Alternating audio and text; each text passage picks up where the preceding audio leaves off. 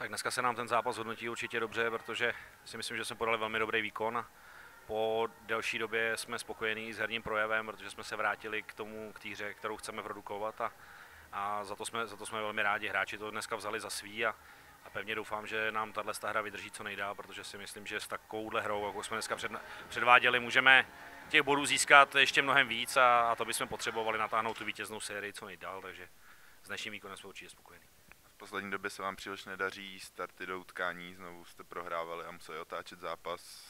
Říkal jste něco klukům v kabině? Tak řekli jsme si to poměrně hodně teď v poslední době. Hlavně jsme nebyli spokojení, když jsme získávali body, jsme nebyli spokojení s tím naším herním projevem, takže k tomu jsme si říkali a ukazovali hodně věcí, ale myslím si, že dneska už bylo, ať už start byl lepší, nebo potom celkový náš projev v celém zápase, takže s naším zápasem jsme určitě spokojení. Tak Denisi, jak se vám dneska hrálo? Tak dneska už to bolo o moc lepšie ako predchádzajúce zápasy, si myslím. Pripravovali sme sa na to veľmi poctivo. Už od rozbrúsenia vlastne sme proste plnili trénerové taktiky, ktoré nám dal. Doteraz to ako sme vychádzali veľmi ťažko z obrany a veľmi pomaly sme mali ako rýchle kontry dopredu. Teraz sme sa snažili hrať viacej pospolu, hneď z obrany a posúvať čo najrýchlejšie puky útočníkom hore. A vlastne to sa nám darilo dneska, aj strelili sme góly, takže super, sme spokojní. Dneska jste vlastně od 12. minuty prohrávali, museli jste zápas otáčet, bylo to pro vás nějak těžké?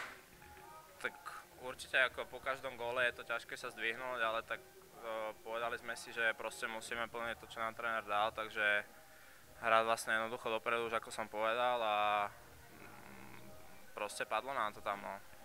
Hrajete v obraně s Ondřejem Šafářem, jste vlastně nejproduktivnější back. Máte formu nebo štěstí? No tak ja by som povedal, že skôr je šťastie, no, lebo ako veľa bodov som nazbieral v presilovej hre, čo hrám vlastne s Harkin, s Dráhom, s Grigim a s Berankom pred bránu a vlastne hráme to veľmi dobre, si myslím. Už od začiatku sezóny padajú nám tam góly, takže ja si myslím, že vlastne je to tak skôr viacej o šťastí. No. Zítra hrajete znovu s Minskem, budete si něco říkat, budete něco měnit? No tak meniť asi nie, ale musíme dobre zregenerovať na zajtrajší zápas, musíme sa zase na to dobre pripraviť, musíme spraviť všetko preto, aby sme aspoň podali taký výkon ako dneska a pôjdeme na to na 100%.